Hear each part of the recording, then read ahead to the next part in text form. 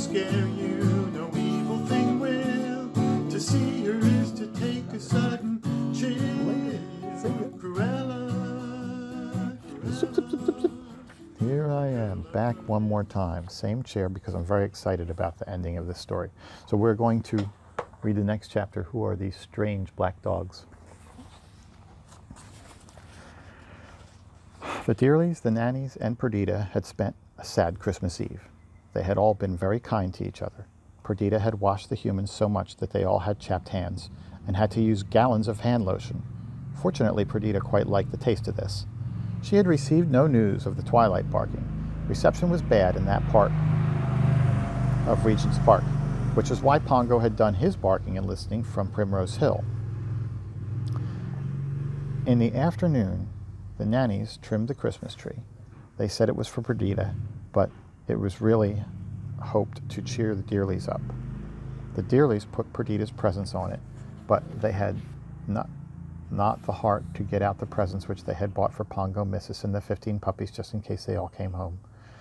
Mr. Dearly had guessed that Pongo and Mrs. were searching for their family, but he now feared that the family might be scattered all over England, and the best he really hoped for was that Pongo and Mrs. might return.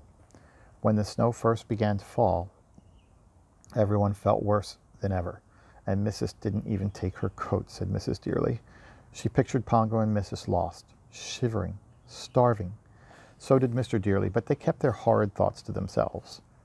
In the evening, the Dearleys invited the nannies to come up to the drawing room, and they all played nursery card games: Snap, Beggar and My Neighbor, and Animal Grab.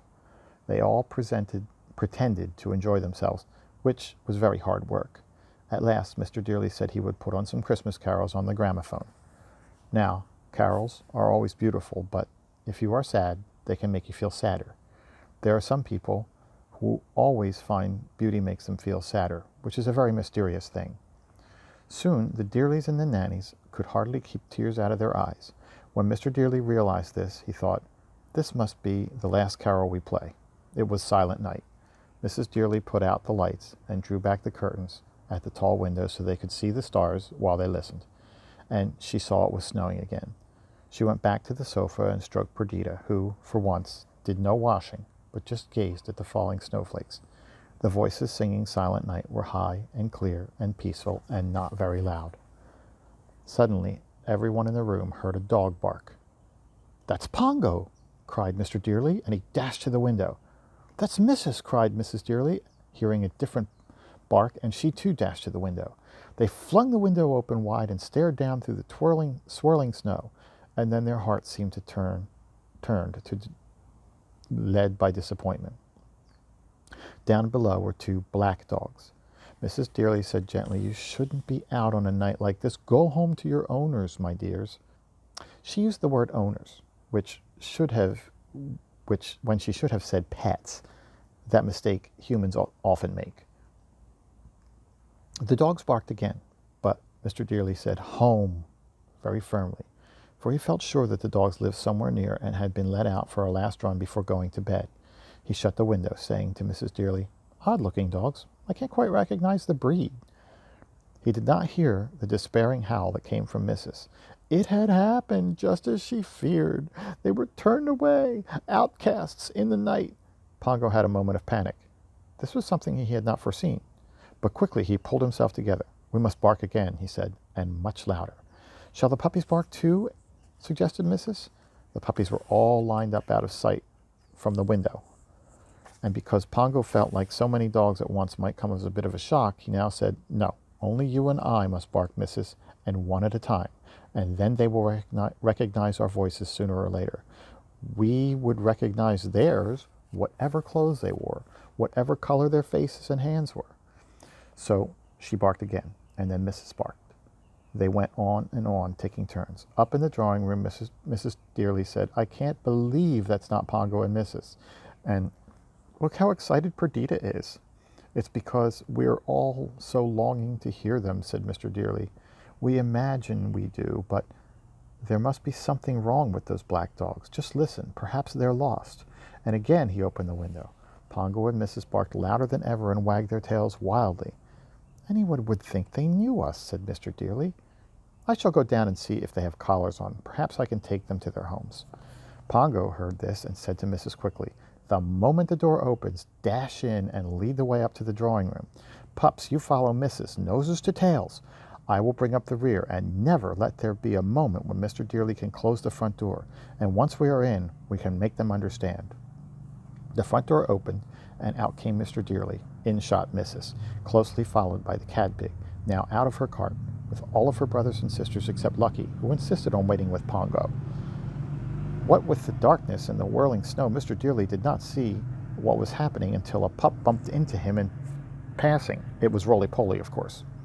Then he looked down to see what was bumped him and saw a steady stream of black pups going through the front door and the white hall up the white stairs. "I'm dreaming this," thought Mr. Dearly, and he pinched himself hard, but the stream of pups went on and on. Suddenly there was a hitch. 2 pups, faithfully dragging Cadpig's little blue cart, now empty, could not get it up the steps. Mr. Dearly, who could never see a dog in difficulty without helping, at once picked up the cart himself. After seeing the cart, he no longer felt he was dreaming. "These dogs are a troop from a circus," he thought, "but why have they come to us?" A moment later, Pongo and Lucky went past, and the stream of dogs stopped. Mr. Dearly called into the night, "Any more out there?" To his relief, no dog answered, so he went in and closed the door. Pongo's sooty hind quarters were just rounding the bend of the stairs. Mr. Dearly followed, 4 steps at a time, still carrying the little blue cart. The scene in the front drawing room was rather confused. Large as the room was, there was not floor space for all the puppies, so they were jumping onto tables and chairs and piling up on top of one another. There was rather a lot of noise. Mrs. Dearly was just managing to keep on her feet. She had never been frightened by a dog in her life, but she did feel a trifle startled. The nannies had taken refuge at the top of the grand piano. Mr. Dearly took one look through the door and then dashed into the back drawing room and flung open the double doors. A sea of pups surged in. And now that there was a little spare floor space, Pongo barked a command. "All pups who can find a space, roll, roll, roll, missus," and he himself rolled with a will. The Dearlys stared in utter bewilderment. Then both of them shouted, "Look, the white carpet was becoming blacker, and the black dogs were becoming whiter." "It's Pongo!" cried Mr. Dearly. "It's Missus!" cried Mrs. Dearly. "It's Pongo, Missus, and all her puppies!" cried the nannies from the top of the piano. "It's considerably more than all their puppies," said Mr. Dearly, just before Pongo forcibly embraced him. Mrs. was embracing Mrs. Dearly, and in the corner of the room there was a great deal more embracing. Perdita was going absolutely wild, trying to embrace 8 puppies at once. They were her own long-lost family. It had never struck Pongo that they might have been among the rescued pups. He had not even noticed their brown spots because he had scarcely seen any of the pups by daylight before they all rolled in the soot.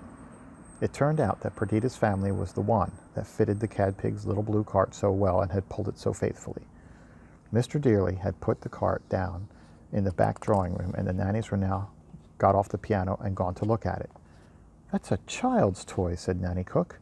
"And it's got a name and address on it," said Nanny Butler. And she read out, "Master Tommy Tompkins, farmer, Dimpling, Suffolk."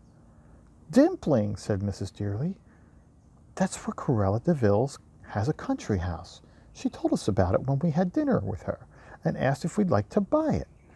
And then Mr. Dearly saw it all. He remembered Corella's desire for a Dalmatian fur coat and guessed that she had collected all these pups so that Mr. DeVille could make many such coats. "You must have the law on her," cried both the nannies together. Mr. Dearly said he would think about that after Christmas, but now he must think about feeding the pups. When all the shops were closed, he hurriedly telephoned the Ritz, the Savoy, Claridge's, and other rather good hotels and asked for them to send page boys along with steaks. The hotels were most anxious to help when they heard that the missing Dalmatians had come home, and at least 6 dozen more than I had ever hoped for, said Mr. Dearly, not that he had the time to count them. Nanny Butler said they must be bathed first. "Bathed?" gasped Mrs. Dearly. "All of them?" "They can't sleep in their soot," said the Nanny Cook firmly. "Nanny Butler and I will work in our bathroom. You 2 can work in yours. And how about asking that splendid vet and his wife to pop around and bathe pups in the laundry? So Mrs. Dearly rang up the splendid vet, who was delighted to be waked up and called out at nearly midnight on Christmas Eve. He and his wife soon arrived. Mrs. Dearly got all of her best bath salts and bath oils and all of the lovely colored bath towels given to her as wedding presents. The nannies lit fires in every room, and the 3 bathing teams got to work. Soon the house was filled with steam and the scent of lilac, roses, and jasmine, mixed with the delightful smell of wet dogs. That is not a delightful smell. It took less time than you would believe, because 5 pups were put into the bath at a time. They were then wrapped in pink, blue, yellow, and green towels and carried to a blazing fires to dry. Mr. Dearly thoughtfully turned the drawing room carpet over so that the soot on it would not come off on the clean pups. By the time the last pup was washed, the steaks were arriving. There was enough for everyone, even the humans, who were by this time pretty hungry. They had theirs cooked. And the splendid vet and his wife went home, and the house settled for the night. Pongo and Mrs. showed plainly that they wanted to sleep in their own baskets, with their puppies around them, on the hearth rug and in armchairs. Perdita took her little lot into the laundry, on a rather good satin eiderdown. The other pups slept all over the house, on beds, sofas, chairs. The Dearlys and the nannies managed to keep chairs for themselves. Rather hard ones, but they did not mind because they didn't expect to sleep much. They wanted to be on hand in case any pup needed anything in the night. When all was quiet and the firelit kitchen and their 15 pups were put to sleep, Pongo said to Mrs., "Do you remember the night we left? How we looked back at this kitchen? Look now, at your legal collar on its peg, ready for you to wear tomorrow, and your beautiful blue coat." Mrs. said, "I am so hardy now that I shall not need the coat, but I shall wear it from vanity." At that moment, they heard a little noise at the window, a little scratching noise. Outside, in the midst of a white blur, were 2 green eyes. It was Corella's cat. Swiftly, Pongo let her in. "Such goings-on at the de Villes," she said. Quickly, Pongo turned to his wife. "I haven't explained to you yet, Mrs. Our friend here told me that if we could get in to that bolted room, we could destroy Mr. de Ville's whole stock of furs. Corella made him keep them all there, so that she could wear any she fancied. I hope we might put an end to his furrier business. That is why I took the risk of going into the de Ville's house, not to be revenged, but to make England safe for Dalmatians. And it's even better than I hoped," said the white cat, "because it turns out that most of the furs weren't paid for, so Mr. de Ville's ruined." "The poor little man," said Mrs. "I feel quite sorry for him." "No need to," said the white cat. "He's as bad as Corella. The only difference is she's strong and bad, and he's weak and bad. Anyway, they're going to leave England tomorrow to get away from their debts." "Corella still has her jewels," said Mrs. regretfully. "Mostly sham," said the white cat, "and those that aren't will be needed by Mr. de Ville to start a new business abroad. He said he's going to make plastic raincoats." "Corella won't look very well in those," said Mrs. cheerfully. "She won't look very well in anything," said the cat. "You've heard of people's hair going white in a single night from a shock? That's happened to the black side of Corella's hair, and the white side's gone green, a horrid shade. People are going to think it's dyed. Well, I'm glad to have finished with the de Villes." "But where will you go?" asked Pongo. The white cat looked surprised. "Go? I shan't go anywhere. I've just come. Here. I'd have come a long time ago if you dogs hadn't barked that night and your pets had given me a kind sardine. They won't turn me out. I'll pop up and find them now." Then Pongo and Mrs. sank into a blissful sleep without a care in the world, except that they did want to know what the Dearlys were going to do with so very many puppies. And so did the Dearlys.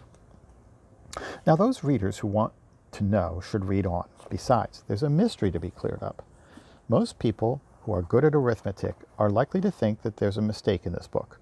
It is called The 101 Dalmatians. Well, Pongo and Mrs. and Perdita make 3, and there were 97 Dalmatian pups at Hell Hall, including those that belonged to Pongo, Mrs. and Perdita. 3 and 97 make 100. Where, then, is the 101st Dalmatian? Well, he has been mentioned, but many readers may not remember him. Those who do not will soon be reminded of him, and those who do will soon learn more about him. On to the last chapter, if you please. And I can't stop now, but you can. Come back when you're ready to hear the last chapter. Cruella de Vil, if she doesn't scare you, no evil thing will. To see her is to take a sudden chill. Cruella, the curl of her lips, the ice in her stare, all innocent children had better beware. She's like a spider waiting for the kill. Cruella.